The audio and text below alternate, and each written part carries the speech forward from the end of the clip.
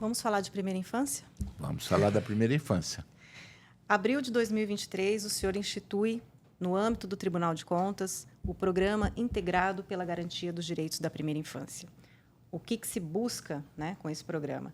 A garantia dos direitos. Os direitos já existem, nós temos o marco legal, nós temos o Pacto Nacional pela Primeira Infância, mas nós sabemos que, na prática, né, esses direitos nem sempre são garantidos. E o senhor abraçou essa causa, e não foi só como homem público, não foi apenas como o presidente do Tribunal de Contas. Se fosse apenas como presidente do Tribunal de Contas, já seria muito, mas o senhor abraçou essa causa com o coração de um pai, de um avô, e o senhor foi muito além. E até esse presente momento, nós temos 8 meses, o senhor já conseguiu quase 20 milhões, né? Tanto do tribunal quanto dos seus pares na Assembleia, na Assembleia Legislativa, os deputados, o senhor conseguiu quase 20 milhões. Então, não foi apenas um programa que se propôs ali, ou que chegou para o gestor e, olha, tem que fazer. Não, o senhor também conseguiu as verbas para isso, né? Eu gostaria que o senhor falasse da importância desse trabalho. Eu acho que eu tenho que ser justo, né, e aqui dizer que esse programa começou com você, né? Você chegou com esse seu jeitinho meigo, convincente, sensível, de mãe, um pedacinho de papel, e me apresentou. Primeiro momento, mais um probleminha para nós aqui, mas do que se trata isso? Quando nós aprofundamos nesse tema, eu vi que era algo que não era da minha responsabilidade somente. Eu entendi naquele momento que nós teríamos que fazer um trabalho para conscientizar toda a população de que a primeira infância é problema de todos. Somos todos nós. E isto, Alessandra, está contaminando a sociedade, certo? De uma forma, no bom sentido, certo? Nós saímos de uma contaminação de uma pandemia lá atrás, graças a Deus, ficamos livres disso, e começa uma nova pandemia, vamos chamar assim, muito positiva, né? E as pessoas incorporando isso, abraçando essa causa, não importa a sua condição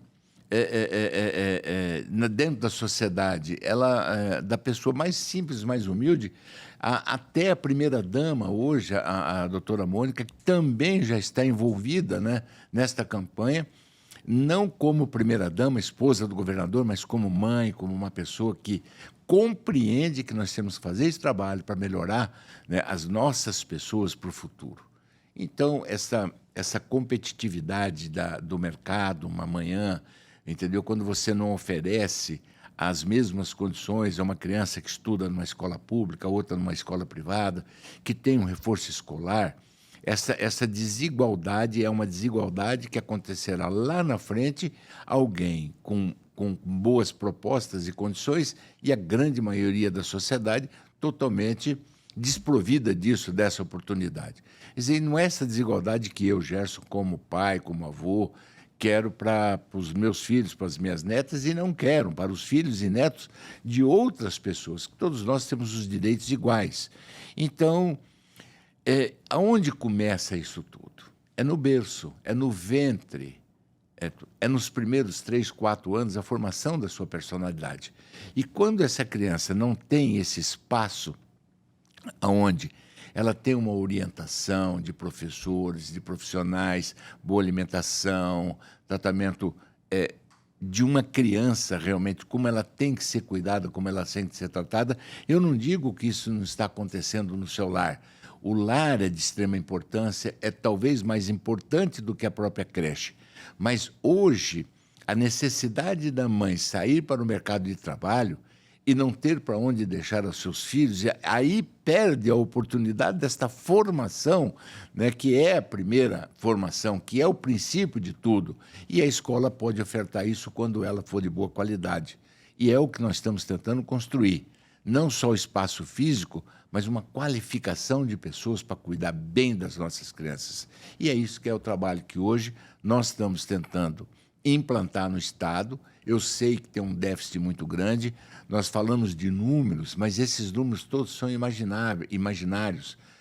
Campo Grande, não, tem 12 mil crianças fora da creche. Eu não sei se é 12. É uma estimativa. Outros municípios que nós temos visitado também, com os próprios recursos, com recurso próprio, se não construindo, reformando escola, fazendo adequação para ofertar, a partir do início desse ano, certo? Aquilo, a demanda existente. E começaram a compreender o quanto é importante a criança na creche e o oferecimento às mães do mercado de trabalho. Eu tenho um conhecimento profundo desse assunto, porque militei 20 anos como deputado, visitava sempre os municípios mais pobres, e você vê que a prefeitura é uma mãe dessas mães solteiras com crianças pequenas que não tem aonde deixar. Por não poder buscar no mercado de trabalho e não ter aonde deixar seus filhos, tem que se socorrer a administração pública, no que está tudo errado. Então, se houver aí a oferta da vaga nas creches, o mercado de trabalho, o custo da prefeitura passa a ser bem menor, fugindo do assistencialismo e também da aplicação de dinheiro que não está previsto dentro do seu orçamento. Quer dizer, é uma questão técnica, entendeu? Que a gente tem que ter o bom senso de compreender que, às vezes, você não pode deixar uma criança ou uma mãe, alguém passar por necessidade por conta de não ter orçamento para isso. Acaba-se fazendo com que exista o orçamento e atender essas pessoas que têm essa dificuldade de alimentação dos seus filhos. Portanto, esta é a primeira infância. É um projeto de Gerson, é projeto seu, é projeto de quem está nos ouvindo, é projeto de quem está nos assistindo, é projeto de quem queira se interessar por isso. O tribunal está de portas abertas na sua divisão de diretor de comunicação, a qualquer pessoa nossa dentro do tribunal que já está envolvida nesta campanha a oferecer as informações e receber a adesão de voluntários para a gente construir uma sociedade melhor. Mas eu quero fazer justiça aqui. Como se começou isso? Na sua ideia, absorvida por mim, e eu percebi que o Tribunal de Contas sozinho não daria conta disso. Aliás, isso é interessante, porque no início, ainda acontece um pouco menos hoje, mas no início as pessoas queriam saber o que o Tribunal de Contas tem a ver com isso, o que o Tribunal de Contas tem a ver com a primeira infância. Qual a sua resposta para essa pergunta hoje, presidente? Eu sou funcionário público. Você também é. Você não tem uma função hoje, certo, da fiscalização. Eu sou um fiscal de conta pública. Não, você é um funcionário público. Você recebe dinheiro, certo, para ofertar a sua experiência e os seus conhecimentos. Nós podemos estender mais além da fiscalização do dinheiro público. Nós podemos ir mais além. Talvez você sozinho, quando eu digo sozinho, não o Gerson, a instituição Tribunal de Contas não tem possibilidade de desenvolver aquele trabalho e você busca instituições, poderes, outros que podem compor, né, na soma de ideias e oferecer as suas experiências para que a gente possa construir esse projeto e chegar onde nós queremos chegar. Eu entendia que eu não daria conta sozinho disso. Eu procurei o Ministério Público, procurei o doutor Alexandre Magno, nosso procurador-geral, e conversei com ele sobre o tema. Ele, de imediato, incorporou, e hoje o Ministério Público, na pessoa da procuradora doutora Vera, engrandeceu de uma maneira, porque eu senti na Vera, nas primeiras conversas, que ela era muito mais envolvida nesta proposta do que nós mesmos, porque naquele momento ainda a gente não tinha um conhecimento no seu todo, e ela já trabalhava nesse sentido no Ministério Público. Ela foi e continua sendo de uma valia imensa, né, dentro dessa proposta. Procurei o desembargador Sérgio Martins, presidente do Tribunal de Justiça, também, né, coloquei a ele esta proposta, ele de imediato, e aí foi bastante interessante, né? E como pela liberdade que eu tenho com o desembargador, eu disse a ele: olha, são inúmeros desembargadores, inúmeras desembargadoras, e qualquer um deles que estiver dentro dessa proposta vai desenvolver um grande trabalho. Mas eu me recordo do tempo de 100 anos atrás, quando os pais diziam: você pode casar com quem você quiser, desde que seja com a Maria. E eu coloquei É isso para ele e disse. Então, eu estou me referindo à doutora Elizabeth Anache, porque eu já a conhecia de muito tempo, ainda quando juiz auxiliar.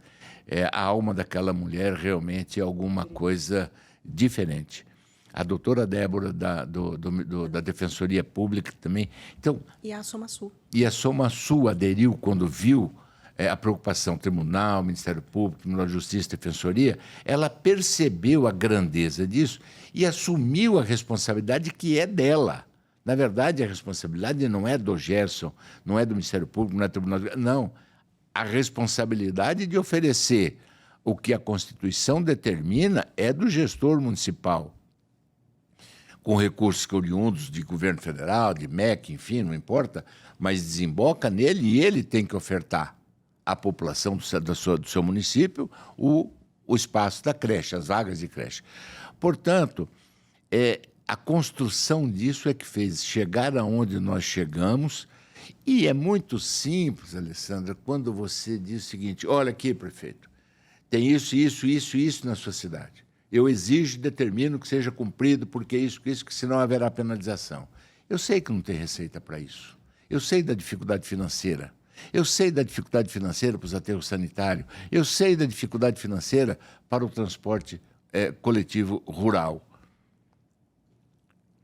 Quando, às vezes, o legislativo, na sua composição, inúmeros vereadores, ou deputados, ou senadores, ou deputados federais, duras críticas ao gestor, sem apontar solução, é fácil. Se você bem ensinar, até o papagaio fala. E eu sou avesso a esse comportamento político dos homens públicos, quando diz eu sou oposição, enfim, encerra, ou eu sou situação. Essas duas palavras, a mim, se pudesse excluir do dicionário oposição e situação, teria que ser excluída e substituída por uma palavra só, que é bom senso. Você, quando assume a responsabilidade de representar a sociedade, você não está representando a ideologia de um partido. Você está representando a sociedade que lhe conferiu o direito de responder por você. Então, é achar a solução. De que maneira que e não houve essa cobrança do governador ou dos prefeitos. Houve, sim, um convite, chamamos. Sensibilização. E eles disseram: Gerson, eu quero fazer, mas nós não temos recurso. Então, nós cortamos a própria carne. Nós abrimos mão do nosso 10º, o governador está autorizado a glosar R$1 milhão por mês durante um ano, que vai somar R$12 milhões. E aí a gente vive de um certo desafio, e a experiência política que nós trazemos de 20 anos como deputado. Provoquei a Assembleia num grande encontro que nós tivemos aqui, com a presença do governador, ex-governadores, senadores, deputados federais, e acabou que a Assembleia também aderiu a essa proposta, ofertando R$300 mil por deputado, que, se multiplicar por 24 deputados, somaria 7.200.000. Com os 12 milhões ofertados pelo tribunal, então nós oferecemos R$19.200.000 para começar este projeto da primeira infância. Nós temos que pensar nas comunidades indígenas, nós temos que pensar nos municípios mais pobres, nós temos que começar pelo município com a maior demanda, onde é necessário realmente você fazer a aplicação desse dinheiro, e isso já está sendo estudado pela Secretaria de Educação do Estado, pelo governador e por nós aqui no tribunal. Quero crer que, com brevidade, nós estaremos aí apertando o pontinho de partida para verdadeiramente efetivar esta proposta e fazer com que a bancada federal também se atenha junto às emendas parlamentares e destinar recursos para essa finalidade. Então, se nós tivermos a compreensão de todos, bancada federal, são os deputados federais, senadores, nós, Tribunal de Contas, Assembleia Legislativa, a soma da responsabilidade com o Legislativo Municipal e a boa vontade do bom prefeito, com certeza que nós vamos chegar onde nós queremos. O senhor conseguiu unir essas pontas, né? E aí, ao mesmo tempo que o senhor estava fazendo tudo isso, o tribunal aqui também, os nossos técnicos, levantamento, por exemplo, sobre o plano municipal pela primeira infância, e descobrimos que apenas um único município dos 79, que é Alcinópolis, tem um plano. Quer dizer, se não temos nenhum plano, né, como os municípios vão trabalhar esse tema se não há um planejamento no curto, médio e longo prazo? A questão orçamentária, a gente não consegue ver a criança, né? E hoje nós temos esse objetivo, o lugar de criança é no orçamento público. Então, é uma mudança também de mentalidade, né, presidente? Olha, eu diria que a falta de compreensão da responsabilidade que você tem como gestor e se preocupa muito na construção de um asfalto, de uma calçada, de um muro, de uma edificação de uma escola, de um hospital, mas não se preocupam com governar para elevar a autoestima da sociedade. Então, hoje, a sociedade está cobrando muito isso. Aqui já estou entrando quase que numa esfera política, né? Sim. Mas a política está em todos nós, dentro de casa, entendeu? Enfim.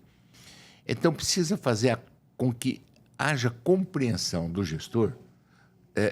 Espera um pouquinho, eu também tenho que olhar pela minha população, pela minha sociedade, e elevar a autoestima, fazer com que essa pessoa se orgulhe de morar naquela localidade. Esses dados que nós temos, já determinei a nossa divisão de educação a entrar em contato com todos os secretários e prefeitos de educação do Mato Grosso do Sul para que, num prazo, certo, até março ou, no máximo, abril, todos eles tenham o seu plano para que seja apresentado ao Tribunal de Contas. Isso não é fiscalização, mas é um acompanhamento em o município compreendendo e aderiu à proposta e está dando a sua contribuição. Então, nós juntarmos com tudo aquilo que já construímos e começar efetivamente a atender a sociedade. Só para a gente poder encerrar esse capítulo da primeira infância, ano que vem ele é um programa, não é um projeto, então ele não tem fim, né? Ele tem etapas. Ano que vem vamos falar muito da questão do orçamento, né? A criança no orçamento público, incentivar o que os municípios façam os seus planos municipais pela primeira infância e também estar atuante junto aos candidatos, né? Ano que vem é ano de eleição e o tribunal recomenda que os candidatos coloquem a primeira infância em suas promessas de campanha, presidente? Olha, nós não temos competência a exigir, mas nós podemos pedir à população que cobre dos pretensos candidatos, dos pré-candidatos e depois do registro de candidatura, um termo de compromisso quanto à responsabilidade que cabe a eles em relação à primeira infância. Eu não estou aqui, não posso e nem devo fazer campanha para A, para B ou para C, mas eu não votaria jamais, né, em alguém que se propõe a ser prefeito da minha cidade se não assumisse um compromisso nesse sentido, por escrito, e eu não diria até se registrado em cartório. É um compromisso que nós temos que abraçar, porque se nós temos pretensões no futuro de diminuir a criminalidade e melhorar, né, a formação das pessoas, né, do nosso estado, do nosso país, é só desta forma. É diminuir o quantitativo de presídio, melhorar a condição de escola e ofertar isso à nossa sociedade. E isso é de responsabilidade do gestor público. Eu tenho a impressão que esse é um tema que o senhor leva para a vida, né? O futuro a Deus pertence, né? Isso é uma frase que todos nós sabemos e conhecemos. Eu não sei qual é, o que me reserva para frente. Mas, como conselheiro, como homem, como a experiência que eu trago, né, da vida pública, eu vou levar isso até meu último dia, né, lutando, defendendo, discutindo, voluntário, ou por obrigação, ou por gestão, como for. A primeira infância é um tema que jamais pode ser esquecido, porque isso realmente me contaminou. Criança e o idoso são seres que precisam uma atenção da nossa parte, que estamos ocupando momentaneamente um cargo público, seja ele eletivo, seja ele, no caso, do Tribunal de Contas, mas eu acho que esse tema cabe a todos nós, né? Então, como pai, avô, Deus queira que até como bisavô um dia, nós vamos ter que levar isso para a eternidade.